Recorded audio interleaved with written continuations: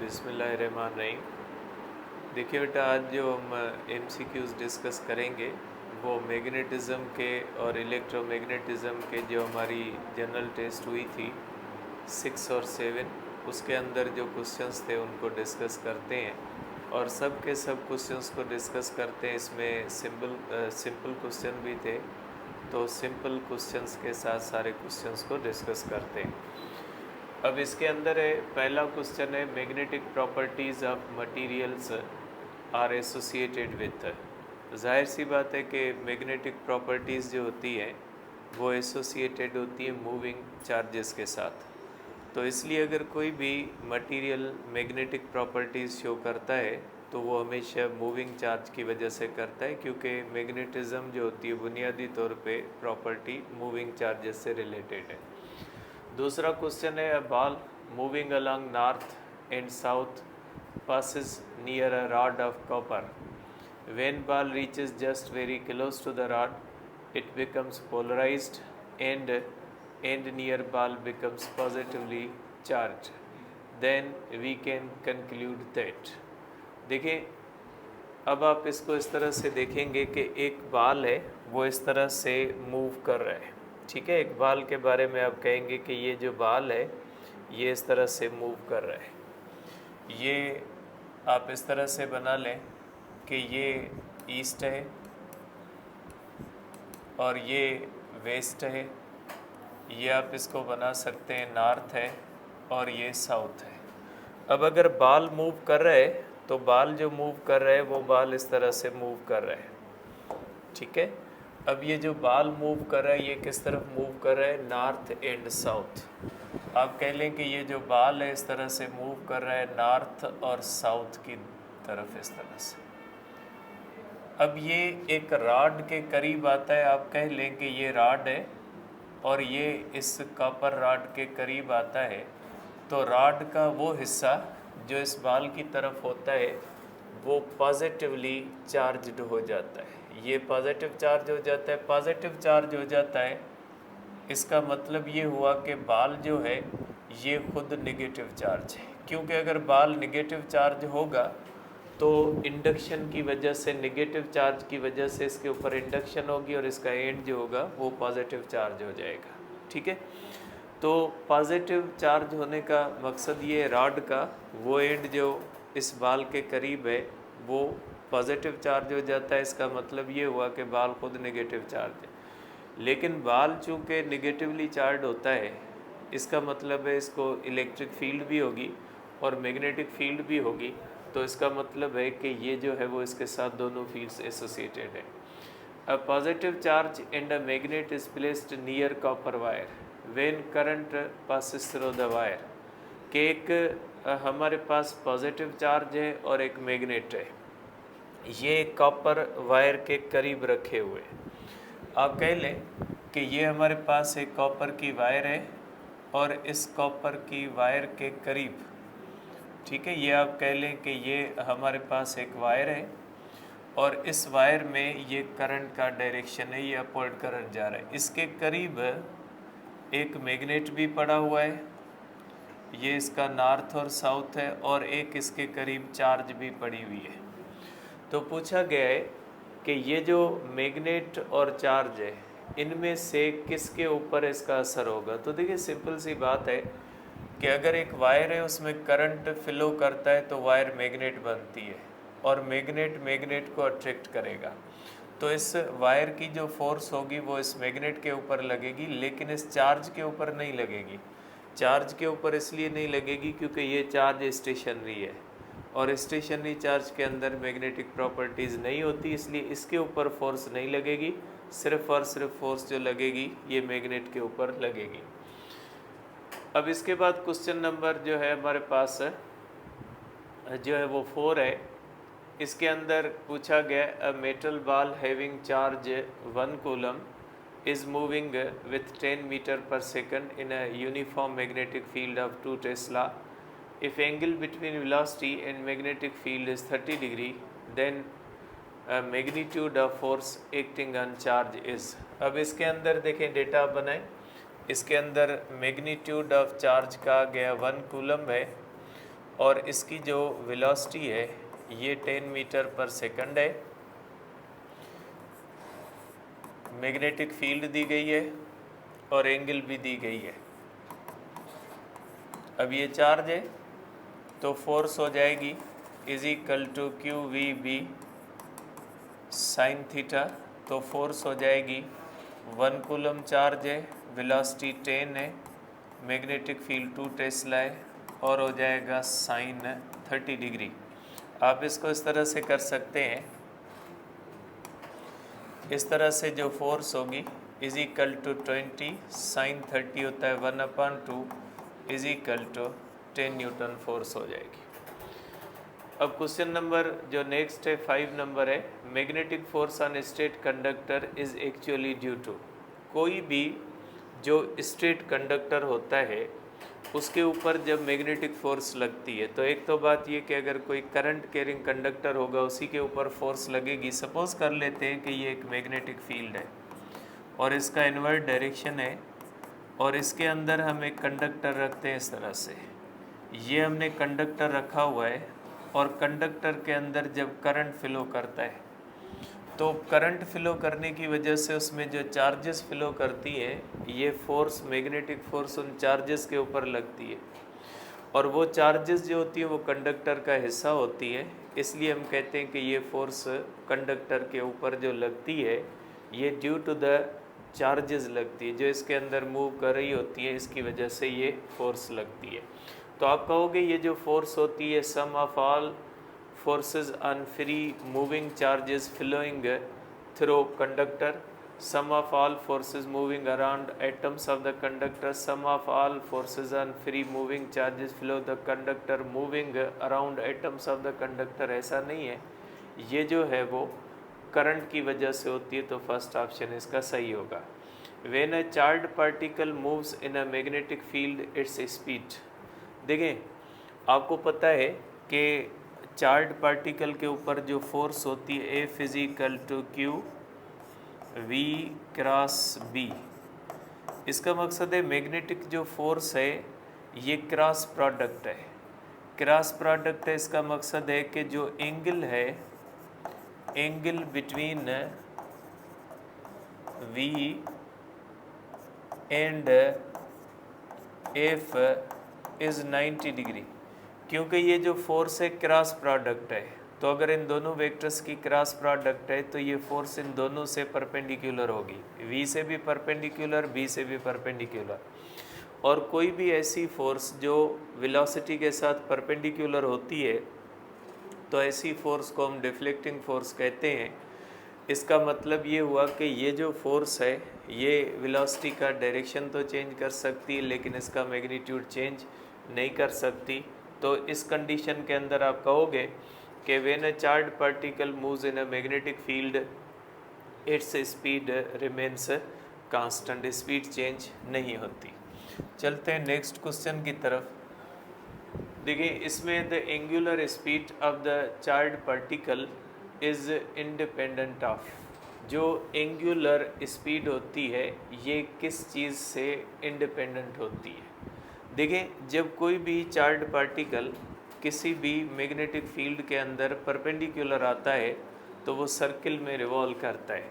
जब ये सर्किल में रिवॉल्व करता है तो इसका रेडियस जो होता है इज इक्वल टू होता है mv अपॉन qb।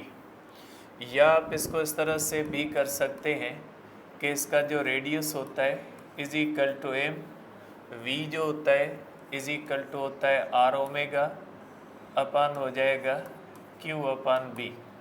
आप इसको इस तरह भी लिख सकते हैं कि r में कैंसिल हो जाएगा तो ये हो जाएगा QB is equal to m omega, omega हो जाएगा is equal to QB upon m। तो ये एंगुलर स्पीड होती है। तो एंगुलर स्पीड जो होती है वो चार्ज पे भी डिपेंड करती है, मास पे भी डिपेंड करती है, मैग्नेटिक फील्ड पे भी डिपेंड करती है, लेकिन लीनियर स्पीड पे डिपेंड नहीं करती क्योंकि v जो होता है वो इस एंगुलर वेलोसिटी के फार्मूले में नहीं आता। अब इसके बाद क्वेश्चन नंबर जो नेक्स्ट है उसमें very strong magnetic field is applied to stationary charge then the charge experiences. आपको पता है कि स्टेशनरी जो चार्ज होती है उसके ऊपर मैग्नेटिक फोर्स नहीं लगती, मैग्नेटिक फोर्स सिर्फ मूविंग चार्ज के ऊपर लगती है। Equal currents are passing through two very long and straight parallel wires in mutually opposite direction. They will repel each other. ठीक है। अब अगर आपके पास दो कंडक्टर्स हैं, सपोज करें ये हमारे पास एक कंडक्टर है, इसमें करंट I1 है और ये कंडक्टर है जिसमें करंट I2 है। अब ये दो कंडक्टर्स हैं, अगर ये इनमें करंट फ्लो करता है तो दोनों कंडक्टर्स मैग्नेट बनते हैं। तो जब दोनों कंडक्टर्स मैग्नेट बनेंगे तो या एक दूसरे को अट्रैक्ट करेंगे या रिपेल करेंगे। अब ये दोनों एक दूसरे को अट्रैक्ट करते हैं या रिपेल करते हैं, इस चीज़ का डिसीशन किस बात से होता है? इस चीज़ का डिसीशन होता है कि इसके दरमियान इस पॉइंट पे जो मैग्नेटिक फील्ड होती हैं दो होती है, एक मैग्नेटिक फील्ड इसकी वजह से, एक इसकी वजह से। तो रिजल्टेंट फील्ड अगर सेम डायरेक्शन में होती है यहाँ पे तो ये रिपेल करेंगे, अगर अपोजिट डायरेक्शन में होती है तो अट्रैक्ट करेंगे। अब आप इसकी फील्ड लोगे तो राइट हैंड रूल से इसकी मैग्नेटिक फील्ड जो होती है इसका डायरेक्शन इनवर्ड होगा B1 का। अब अगर आप इस तरह से देखोगे कि इस तरह से अगर हमारे पास होगा बेटा, ये इस तरह से, ये इस तरह से अगर होगा तो इसकी मैग्नेटिक फील्ड का डायरेक्शन भी इनवर्ड होगा। तो दोनों फील्ड्स का डायरेक्शन इनवर्ड होगा, देयरफॉर ये दोनों एक दूसरे को रिपेल करेंगे। B1 and B2 are in same direction, ये दोनों एक दूसरे के सेम डायरेक्शन के अंदर है, therefore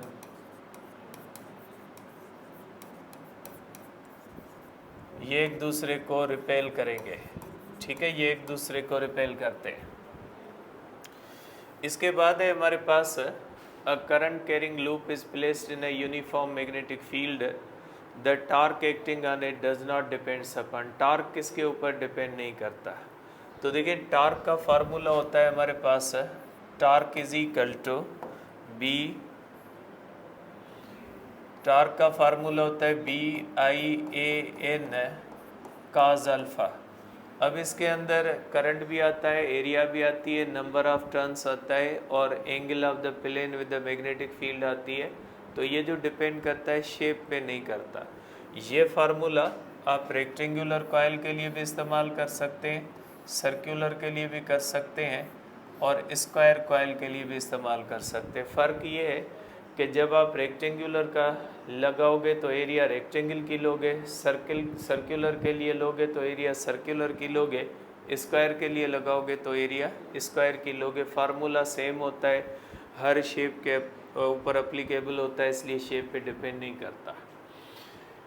in a current carrying long solenoid the field produced depend upon, कि अगर कोई हमारे पास लॉन्ग सोलिनॉइड होता है उसके अंदर जो मैग्नेटिक फील्ड होती है वो किस पे डिपेंड करती है? तो सोलिनॉइड की जो मैग्नेटिक फील्ड होती है वो होती है μ0 Ni, और यहाँ पे जो n होता है ना, ये होता है number of turns per unit length. Therefore आप इसके बारे में कहोगे B is equal to μ0 Ni/L। तो ये आप कह सकते हैं number of turns per unit length पे भी डिपेंड करती है, करंट पे भी डिपेंड करती है, कोर मटेरियल मकसद μ0, क्योंकि μ0 जो होता है वो परमेबिलिटी होती है तो उसके ऊपर भी डिपेंड करती है।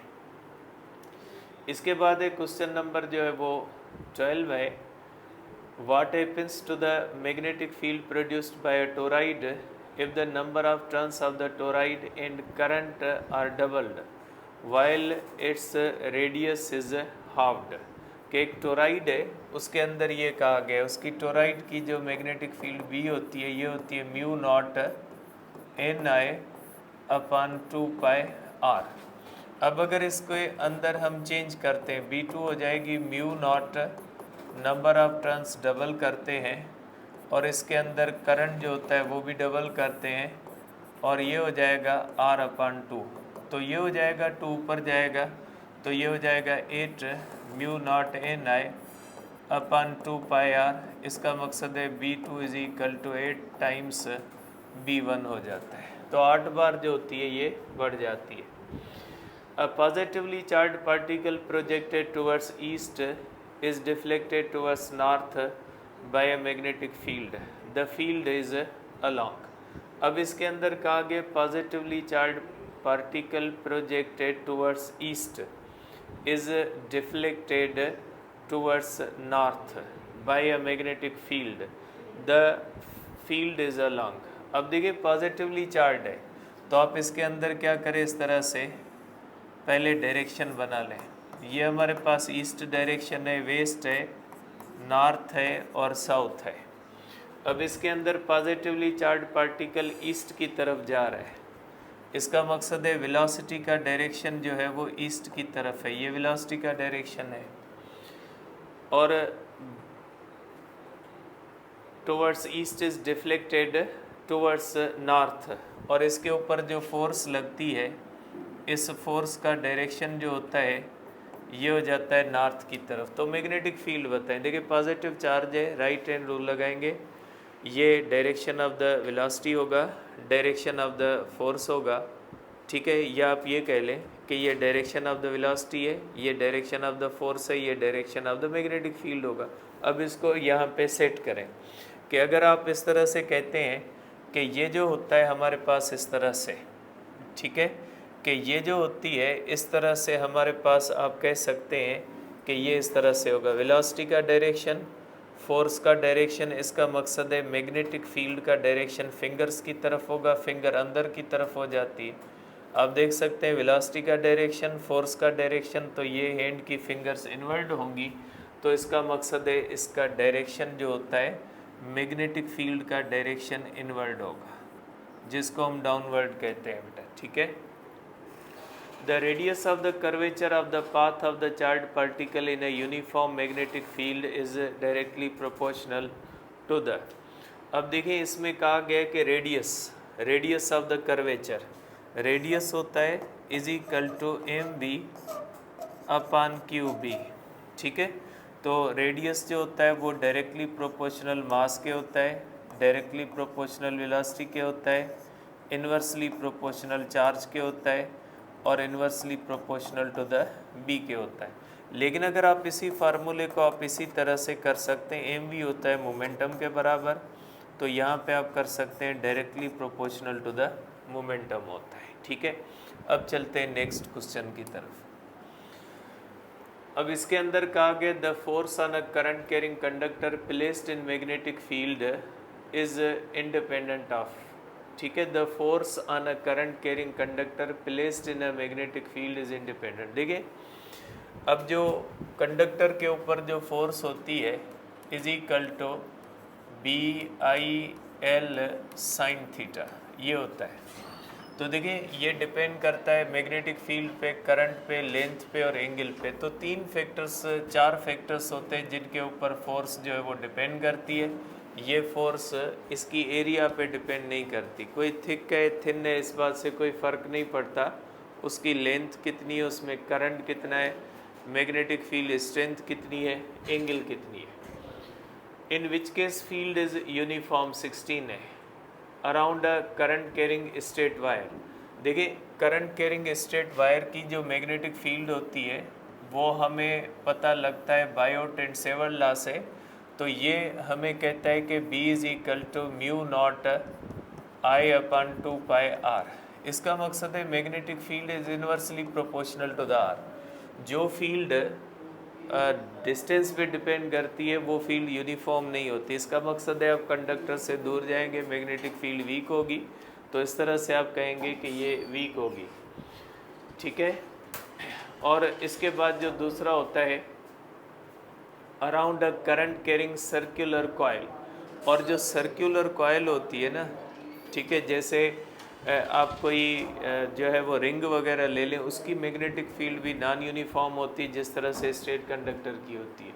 Inside a current carrying solenoid, solenoid के अंदर यूनिफॉर्म होती है। जैसे आपको पता है ये सोलिनाइड होता है, तो सोलिनाइड की जो फील्ड होती है वो इनसाइड जो होती है वो यूनिफॉर्म होती है। अब क्वेश्चन नंबर 17 है a uniform magnetic field will cause a charge to move in a circle if the charge is moving. अब ये बेसिक प्रॉपर्टी होती है कि अगर कोई भी चार्ज पार्टिकल है वो मैग्नेटिक फील्ड से अगर इस तरह से परपेंडिकुलर आ रहा है, अगर कोई भी चार्ज पार्टिकल जब मैग्नेटिक फील्ड से परपेंडिकुलर आता है, जैसे सपोज करें पॉजिटिव चार्ज है, तो जब ये इस तरह से आती है तो मैग्नेटिक फोर्स इसको डिफ्लेक्ट करती है और वो इस तरह से सर्किल में रिवॉल्व करता है। तो सर्किल में रिवॉल्व उसी कंडीशन के अंदर करता है जब ये जो वेलोसिटी होती है वो इससे परपेंडिकुलर होती है। अब 18 है, a proton is moving along the axis of the solenoid as shown in the figure, the magnetic force on the proton will be. देखिए आप देख सकते हैं कि ये जो सोलिनॉइड है, सोलिनॉइड के अंदर ये भी वही पॉइंट आ गई कि इसके अंदर फील्ड जो होती है वो यूनिफॉर्म होती है, और ये जो होता है ये इसका आप कह लें कि ये इसका एक्सिस होता है, ठीक है। इसका मकसद है ये प्रोटॉन जो होता है ये मैग्नेटिक फील्ड से पैरेलल है। मैग्नेटिक फील्ड जो होती है वो पैरेलल टू द वेलोसिटी होगी। जब magnetic field parallel to the velocity होती है तो उसके ऊपर फोर्स हो जाती है is equal to Q V B sine theta. Angle between V and B जो होती है वो 0 डिग्री होगी, देयरफॉर फोर्स जो होगी वो 0 हो जाएगी। तो इसलिए हम कहते हैं कि इसके ऊपर कोई फोर्स नहीं लगती। 19 है, the strength of the magnetic field at a point due to a small straight current carrying conductor is, ठीक है। आप कहेंगे कि कोई भी स्ट्रेट कंडक्टर जो होता है जिसका मैंने फार्मूला लिख दिया है, तो स्ट्रेट कंडक्टर की जो मैग्नेटिक फील्ड होती है ये होती है mu naught I over 2 pi R Biot Savart law से आती है। तो बी जो होती है वो directly proportional to the current होती है। 20 है, the shape of the magnetic field produced around a straight wire when current flows through in it is in the form concentric circles. ये इस तरह से होता है कि अगर कोई हमारे पास स्ट्रेट कंडक्टर है, इसमें से करंट फ्लो करता है, तो इसकी जो मैग्नेटिक फील्ड होती है उसका शेप जो होता है वो इस तरह से कोसेंट्रिक सर्कल्स में होता है। तो ये जो होती है सर्कुलर फॉर्म में होती है और सब सर्किल का जो सेंटर होता है वो कंडक्टर होता है, इसलिए हम इसको कोसेंट्रिक सर्कल्स कहते हैं। इसके बाद कहा गया a tangent to a point on the magnetic line of force gives the direction of. देखिए आपको पता है कि मैग्नेटिक फील्ड जो होती है वो मोस्टली कर्व्ड होती है। अगर ये इस तरह से मैग्नेटिक फील्ड है स्ट्रेट कंडक्टर की, तो ओवरऑल इसका शेप कौन सा होता है? सर्कुलर। ओवरऑल कंडक्टर की मैग्नेटिक फील्ड का शेप सर्कुलर है। लेकिन अगर किसी भी पॉइंट के ऊपर यहाँ पे आपने मैग्नेटिक फील्ड देखनी है तो डायरेक्शन आप टेंजेंट से देखेंगे, यहाँ पे देखनी है तो टेंजेंट से देखेंगे। तो अगर ओवरऑल कंडक्टर की मैग्नेटिक फील्ड देखें तो सर्कुलर होती है, लेकिन किसी स्पेसिफिक पॉइंट के ऊपर जब आप देखेंगे तो उसके लिए जो होता है उसका जो डायरेक्शन होता है वो हमेशा आप कह सकते हैं कि जो है वो टेंजेंशियल होता है, ठीक है। अब इसके बाद जो होगा बेटा कि magnetic field always exerts the force on a current carrying conductor. देखिए मैग्नेटिक फोर्स जो करंट कैरिंग कंडक्टर के ऊपर होती है ना, वो होती है इज इक्वल टू बी, यहाँ पे हम करते हैं कि आई एल क्रॉस बी। इसका मकसद है कि अगर कोई भी कंडक्टर मैग्नेटिक फोर्स के परपेंडिकुलर होगा इस तरह से तो उसके ऊपर फोर्स लगेगी, बाकी हर कंडक्टर के ऊपर फोर्स नहीं लगेगी। अगर कोई कंडक्टर में करंट पैरेलल या एंटी पैरेलल फ्लो कर रहा है तो उसके ऊपर फोर्स नहीं लगती। उसके बाद 23 है, straight conductor carrying a current does not experiences a force when it is parallel to the magnetic field anti parallel to the. वही सेम फार्मूला कि अगर कोई भी स्ट्रेट कंडक्टर 0 पे है या 180 पे करंट फ्लो कर रहा है तो कोई भी फोर्स नहीं लगेगी। Two long and straight conductors placed parallel to each other are separated by a distance 1 centimeter carrying a current of 1 ampere and 2 ampere respectively in the opposite direction. The force per unit length exerted by each conductor on the other is। अब इसके अंदर कहा गया दो conductors हैं। आप ये ले लें कि ये हमारे पास दो कंडक्टर्स हैं, इन दोनों कंडक्टर्स के दरमियान ये डिस्टेंस है। करंट वन कंडक्टर के अंदर है 1 एम्पियर, दूसरे कंडक्टर के अंदर है 2 एम्पियर। ठीक है, अब इनके दरमियान जो डिस्टेंस है, ये डिस्टेंस है 1 सेंटीमीटर। ठीक है, और फोर्स पर यूनिट लेंथ बतानी है। फोर्स पर यूनिट लेंथ कितनी है? आपको पता है दो स्ट्रेट कंडक्टर के दरमियान जो फोर्स होती है ये होती है mu not I1 I2 L sign theta. तो देखिए इसका जो फोर्स का फार्मूला होता है वो होता है mu not I1 I2 L अपान हो जाता है 2 पाई R। तो आप इसको फोर्स को कर सकते हैं is equal to 4 pi 10 power minus 7। I1 जो होता है वो हमारे पास 1 होगा, I2 2 होगा, और लेंथ, अब फोर्स पर यूनिट लेंथ आपने फाइंड करना है। लेंथ इस तरह से आ गई, ये हो जाएगा 2 पाई इंटू R। ठीक है, अब अगर R आएगा तो R कितना है? 1 सेंटीमीटर है, इनके दरमियान डिस्टेंस 1 सेंटीमीटर, 10 पावर माइनस 2। तो ये पाई पाई में कैंसिल हो जाएगा, 2 2 में कैंसिल हो जाएगा, तो ये हो जाएगा 4, 10 पावर माइनस 7, 10 पावर प्लस 2 होगा। तो फोर्स पर यूनिट लेंथ जो होगी वो 4 इंटू 10 पावर माइनस 5 न्यूटन पर मीटर हो जाएगी। ठीक है, अब इसके बाद है क्वेश्चन नंबर जो 25। A square coil of length 10 centimetre consists 100 turns. अब स्क्वायर है, देखें ये कॉइल जो होती है वो स्क्वायर है, तो इसकी length is equal to 10 centimetre है, तो इसकी विड्थ भी 10 सेंटीमीटर होगी, तो इसकी एरिया हो जाएगी 100 centimetre square, 100 10 power minus 4 metre square. और इसमें जो करंट होता है ये हमारे पास current is equal to 10 ampere. Plane of the coil makes an angle of 60 degree. Plane का मकसद होता है अल्फ़ा। ठीक है, 60 डिग्री है। अब मैग्नेटिक फील्ड की जो है वो मैग्नीट्यूड भी दिया हुआ है, 1 टेस्ला है, तो आपको बताना है टार्क कितना है। तो टार्क आप करोगे, torque is equal to BIN cos alpha. तो मैग्नेटिक फील्ड है हमारे पास यहाँ पे 1 टेस्ला, और इसके अंदर जो करंट होता है वो 10 एम्पियर होता है। एरिया जो होती है हमारे पास 100 10 पावर माइनस 2 होती है, और काज अल्फ़ा हमारे पास 60 होती है, 60 होती है 1/2। तो ये हो जाएगा टार्क, आप इसको कर सकते हैं 5 है, तो ये हो जाएगा 500 10 power minus 4 is equal to 500 10 power minus 2 हो जाएगा। ठीक है, अब इसके अंदर हमारे पास है 10 पावर माइनस 4। ठीक है, और 10 if the plane makes angle theta, तो ये हो जाएगा हमारे पास BI।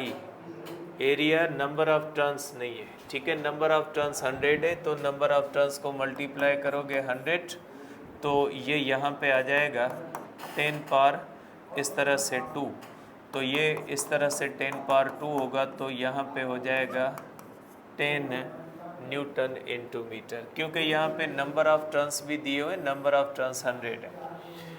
The magnetic induction at a point P at a distance of 2 centimetre from a long current carrying wire is 6 milli tesla. अब एक हमारे पास करंट कैरिंग है, उससे एक पॉइंट पे यहाँ पे मैग्नेटिक फील्ड है 6 मिली टेस्ला। ठीक है, और ये जो डिस्टेंस है ये है हमारे पास 2 सेंटीमीटर। अब इसके अंदर जो है वो the induction at a B 6 centimetre. अब आपको बताना है ये B1 है। अब एक और पॉइंट है जहाँ पे B2 बताना है, और उसका जो डिस्टेंस है R2 is equal to 6 centimetre है। ठीक है, तो 2 सेंटीमीटर पे 6 मिली टेस्ला है, आपको बताना है 6 सेंटीमीटर में कितनी है। वैसे अगर आप लॉजिकली देखें तो स्ट्रेट कंडक्टर की होती है mu naught I upon 2 pi R। B जो होती है वो इन्वर्सली प्रोपोर्शनल होती है R के। अगर R 2 से 6 हुआ है, मीन्स R 3 गुना बढ़ा है, तो मैग्नेटिक फील्ड जो होगी वो 3 गुना कम हो जाएगी।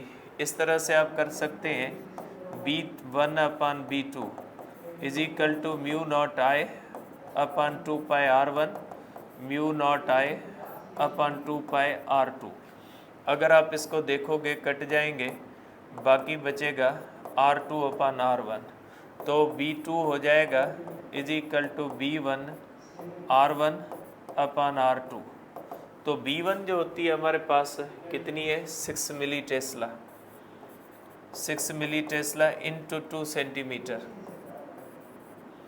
अपान हो जाएगा 6 सेंटीमीटर, सेंटीमीटर सेंटीमीटर में 6 में ये हो जाएगा 2 मिली टेस्ला। वैसे भी डायरेक्ट आ सकता है कि B inversely proportional to the R होती है, तो अगर R 3 गुना बढ़ जाएगा तो ये जो मैग्नेटिक फील्ड होगी आप कह सकते हैं ये 3 गुना कम हो जाएगी। इस तरह से भी आप इसको कर सकते हैं। अब आ जाते हैं नेक्स्ट क्वेश्चन पे कि इसके अंदर कहा गया है 27 के अंदर असर्शन है an electron and proton enter a magnetic field with equal velocity, then the force experienced by the proton will be more than the electron. तो ये जो है वो दोनों जो होते हैं proton magnetic field equal velocities के साथ आते हैं। तो फोर्स का फार्मूला देख लें कि जो फोर्स होती है वो होती है QVB साइन थीटा। दोनों के इलेक्ट्रॉन प्रोटॉन की चार्ज इक्वल, वेलोसिटी इक्वल, ये सब इक्वल है क्योंकि इनका मास डिफरेंट होता है। अगर मास डिफरेंट होता है तो ये मैग्नेटिक फोर्स मास पे तो डिपेंड ही नहीं करती, ये डिपेंड करती है Q, V और B पे। तो दोनों के ऊपर जो होती है वो फोर्स हमारे पास इक्वल होगी। ठीक है, तो आप इसको इस तरह से लिख सकते हैं कि force on proton is equal to force on electron. इसका मकसद है ये असर्शन जो है ये गलत है, ये मिस्टेक है इसके अंदर। The mass of the proton is greater than electron, ये बात सही है, इस बात से इनकार नहीं है, ये बात सही है, लेकिन ये बात जो होती है ये फोर्स के अंदर पार्टिसिपेट नहीं करती, ये इस पे मास पे फोर्स डिपेंड ही नहीं करती, इसलिए असर्शन जो है वो फॉल्स है, रीजन ट्रू है। अब देखिए इन J.J. Thomson's experiment wave nature of the electron was proved, particle nature of electron was proved.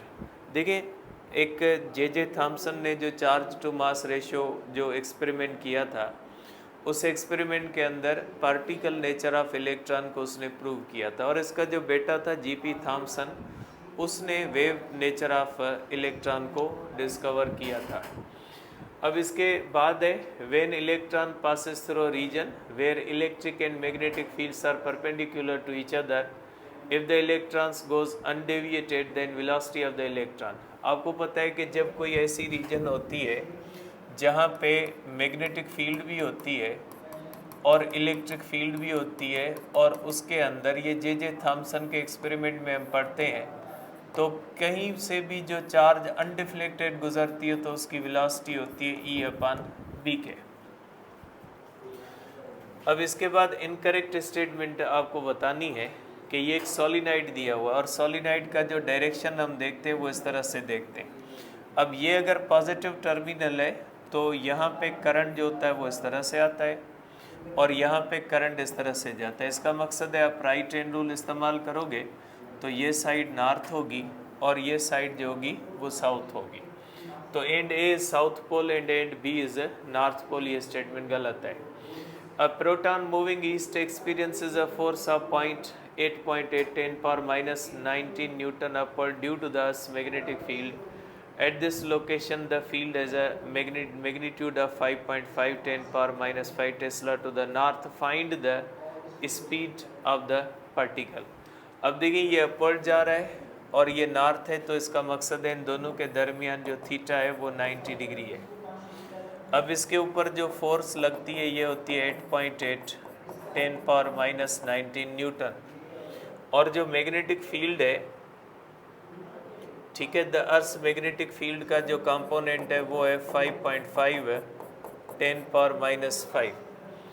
अब आपको स्पीड बतानी है कि इसकी स्पीड जो होती है वो कितनी होती है। आपको पता है कि फोर्स जो होती है is equal to QVB sine theta, तो V हो जाएगा is equal to force upon QB, क्योंकि साइन 91 के बराबर हो जाएगी, तो ये हो जाएगा आपके पास 8.8 10⁻⁻19, चार्ज हो जाएगी 1.6 10⁻⁻19, और strength of the magnetic field होगी 5.5। इसको सॉल्व करोगे तो ये आ जाएगा 1 × 10⁵ मीटर पर सेकंड। ठीक है, इस तरह से आप कर सकते हैं। तो ये हो गया, ये क्वेश्चन हो गए। नेक्स्ट की तरफ चलते हैं। अब इसके अंदर है a proton beam intercept magnetic field of 10⁻⁴ Tesla normally if specific charge of the proton beam is 10⁻11 coulomb per kilogram and velocity is 10⁻7 meter per second, then what is the radius of the circle described by it। इसके अंदर magnetic field दी गई है कि जो B होती है ये होती है 10⁻⁴ टेस्ला, और स्पेसिफिक चार्ज जो होती है means charge over mass is equal to है 10⁻11 कूलम पर किलोग्राम, और इसकी जो स्पीड होती है इज इक्वल टू 10⁻7 मीटर पर सेकंड है। What is the radius? Radius हो जाता है mv/qb। इसको आप लिख सकते हैं q/m × b। m ऊपर चला जाएगा, तो यहाँ पे आप इस तरह से कर सकते हैं कि आपको बताना है रेडियस। ये वेलोसिटी है बेटा, वेलोसिटी है 10⁻7, चार्ज टू मास रेशियो 11, इस तरह से 10⁻11, ये 10⁻11 होगा, और strength of the magnetic field 10⁻⁻4। तो ये हो जाएगा 10⁻7 अपन ये हो जाएगा 10⁻7 इज इक्वल टू हो जाएगा 1 मीटर। ठीक है। How will the electron move once it passes into the magnetic field. अब मैग्नेटिक फील्ड का डायरेक्शन अंदर की तरफ है और इसकी वेलोसिटी का अपवर्ड है। इलेक्ट्रॉन है, लेफ्ट हैंड रूल इस्तेमाल करेंगे। ठीक है, अगर इस तरह से लेफ्ट हैंड रूल इस्तेमाल करेंगे अंदर वेलोसिटी का डायरेक्शन, तो ये इस तरह से ये जो इलेक्ट्रॉन होगा ये इस तरह से रोटेट करेगा, मीन्स क्लॉकवाइज जो है वो मूव करेगा। When a charged particle is projected perpendicular to the uniform magnetic field, the radius of the circulating path it traverses is proportional to the। तो आप इसके अंदर पूछा गया कि रेडियस किस फैक्टर पे डिपेंड करता है। रेडियस होता है mv/qb, तो रेडियस जो होता है वो डायरेक्टली प्रोपोर्शनल वेलोसिटी के होता है, इन्वर्सली प्रोपोर्शनल चार्ज के होता है, और inversely proportional to the b होता है। तो यहाँ पे सिर्फ एक ही चीज़ मैच कर रही है कि directly proportional to the mass. When charged particle enters in a uniform magnetic field, the magnetic force on it is equal to the। क्योंकि यहाँ पे कहा गया है कि when charged particle enters in a uniform magnetic field, the magnetic force, आपको पता है ये मैग्नेटिक फोर्स का फार्मूला होता है is equal to q v/b। Means magnetic force जो होती है v और b से परपेंडिकुलर होती है। ऐसी फोर्स जो v और b से परपेंडिकुलर होती है वो सेंट्रीपिटल फोर्स ही होती है, क्योंकि सेंट्रीपिटल फोर्स जो होती है वो हमेशा v से परपेंडिकुलर होती है।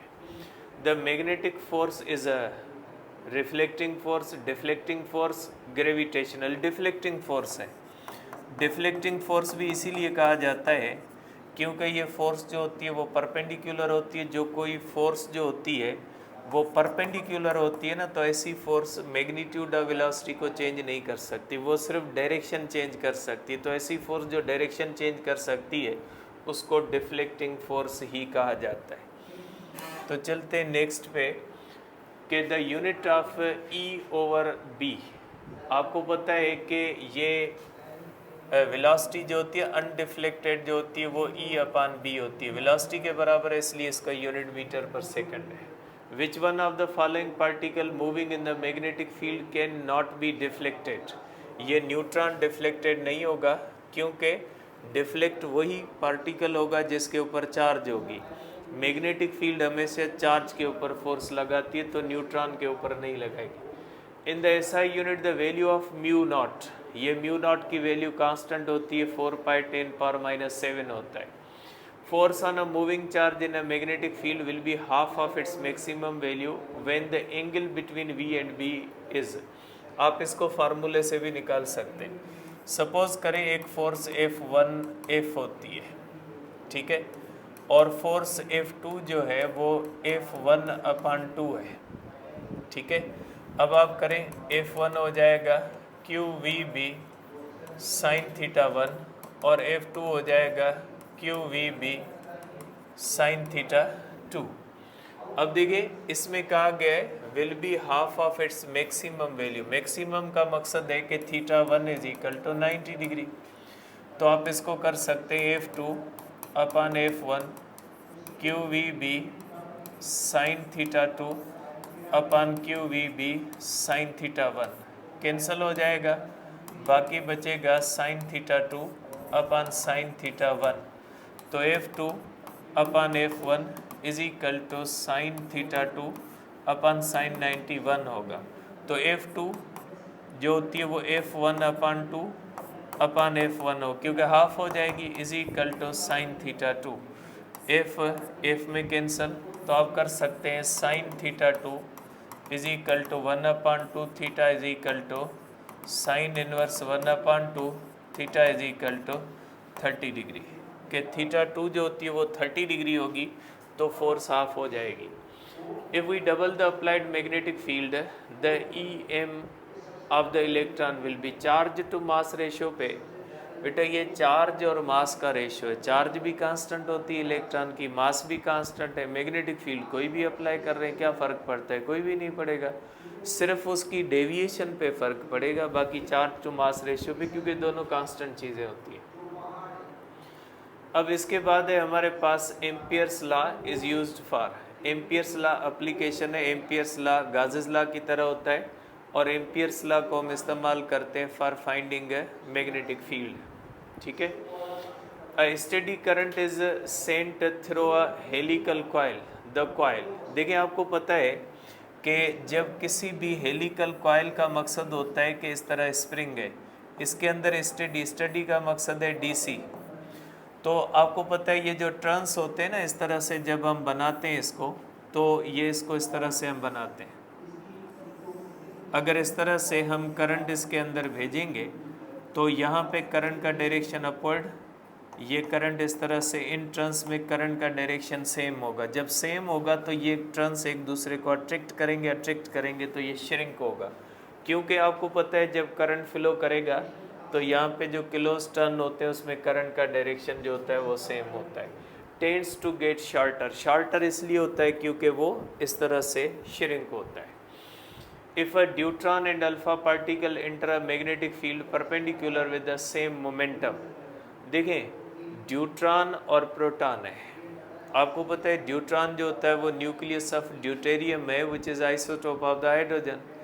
तो हाइड्रोजन, और आपको ये भी पता है आइसोटोप जो होता है उसका मास चेंज होता है, चार्ज सेम होती है। इसका मकसद है ड्यूट्रॉन और प्रोटॉन की चार्ज सेम है। और आपको ये भी पता है कि जो रेडियस होता है ये होता है P/QB। अब अगर ड्यूट्रॉन और प्रोटॉन का मोमेंटम भी सेम है, चार्ज भी सेम है, तो दोनों का रेडियस जो होता है वो सेम होगा। और रेडियस जो होता है इसका मकसद है डिफ्लेक्शन उनके अंदर इक्वल होगी, क्योंकि जब चार्ज पार्टिकल इस तरह से जा रहा होता है वो डिफ्लेक्ट करता है, इसका मकसद है डेविएशन। जब दोनों का रेडियस इक्वल होगा तो डिफ्लेक्शन इक्वल आएगी। एम्पियरन पाथ, एम्पियरन पाथ जो होता है वो एम्पियर्स लॉ के अंदर जो हम इस्तेमाल करते हैं किसी भी कंडक्टर को बंद करने के लिए, ये जो होता है ये क्लोज्ड पाथ होता है। इसके बाद होता है हमारे पास जो है वो क्वेश्चन नंबर 47।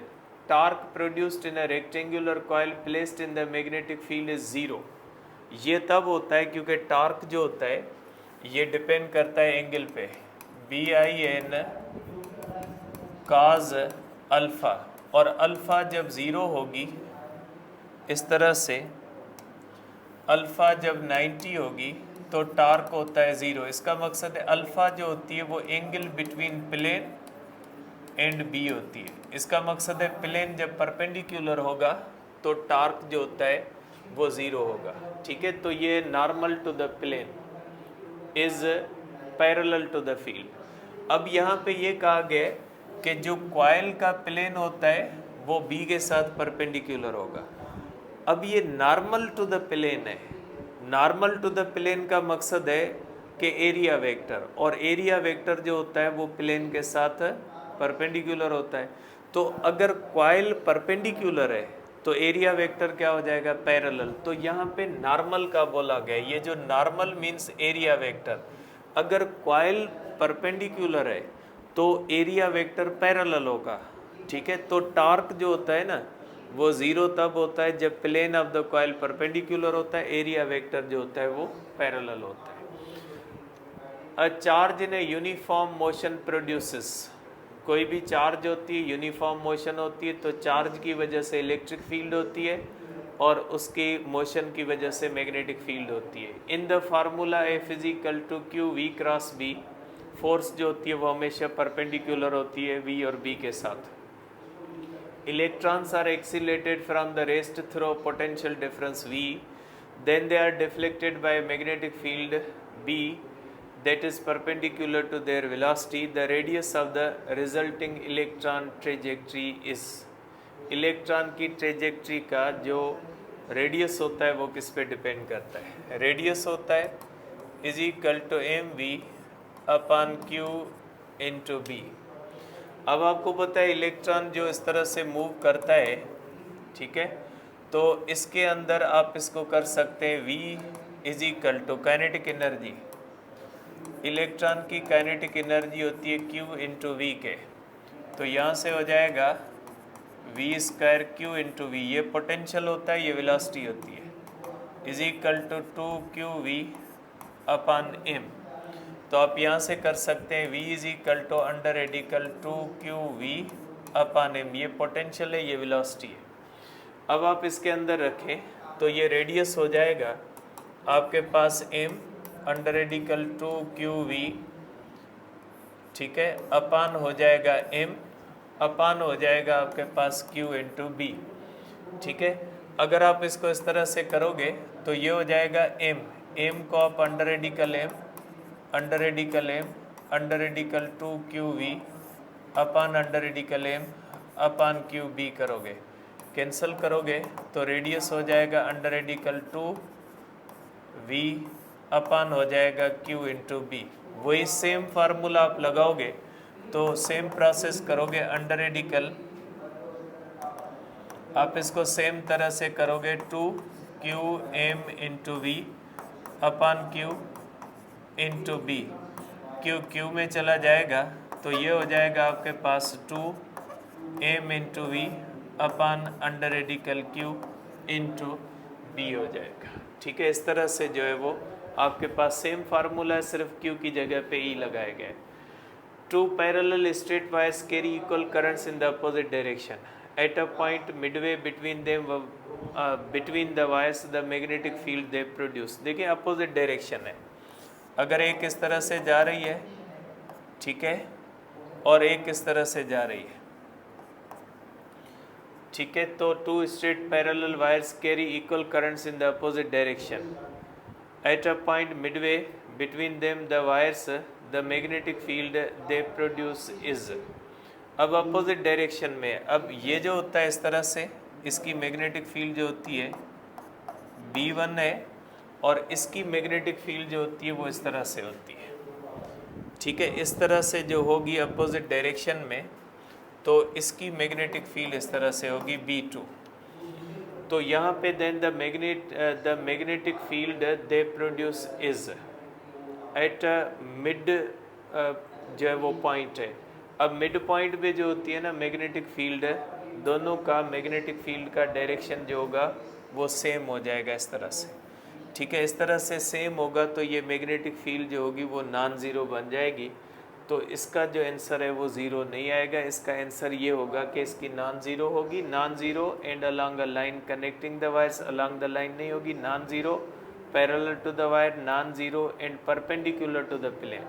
ये जो होगी वो अंदर की तरफ होगी, ये प्लेन है तो नॉन ज़ीरो भी है, तो इसका जो होगा ये ऑप्शन सही होगा, ये ऑप्शन गलत होगा। ये तब होता जब सेम डायरेक्शन में होता, अगर यहाँ पे डायरेक्शन सेम हो जाता ना तो फिर ये ऑप्शन सही हो जाता। The SI unit of the magnetic flux, magnetic flux का वेबर होता है, ठीक है। चलते हैं नेक्स्ट क्वेश्चन की तरफ। तो ये हमारे पास होता है the flux through area 1 metre in the XY plane in a magnetic field of 1 tesla directed along the Z axis is, ठीक है। आप कर सकते हैं कि देखें ये XY होता है, XY और Z ये एक दूसरे से परपेंडिकुलर होते हैं, इसका मकसद है plane is perpendicular to the magnetic field, और प्लेन जब परपेंडिकुलर होता है मींस एरिया वेक्टर जो होता है पैरेलल होता है, देयरफॉर आप करोगे फ्लक्स इज इक्वल टू, आप इसको फ्लक्स को कर सकते हैं कि फ्लक्स जो होगा is equal to B delta A होगा 1, और इस तरह से 1 इज इक्वल टू 1 वेबर होगा। अब the magnetic field in a certain region is given by B is equal to 6I plus 8K. How much flux, देखिए एरिया दी हुई है, एरिया 5 मीटर स्क्वायर, और B जो होती है 6 और 8 की हो जाएगी 10 टेस्ला, तो फ्लक्स हो जाएगा 5 इंटू 10 इज इक्वल टू 50। अब इसके अंदर जो क्वेश्चन है नेक्स्ट इंडक्शन का है, ठीक है, तो इंडक्शन का क्वेश्चन जो है वो नेक्स्ट टाइम करेंगे। जो हमारी GT 6 है उसके अंदर जो इलेक्ट्रोमैग्नेटिज्म के क्वेश्चन थे वो कंप्लीट है इंशाल्लाह। इंडक्शन के क्वेश्चन जो है वो नेक्स्ट टाइम करेंगे, ठीक है, थैंक यू।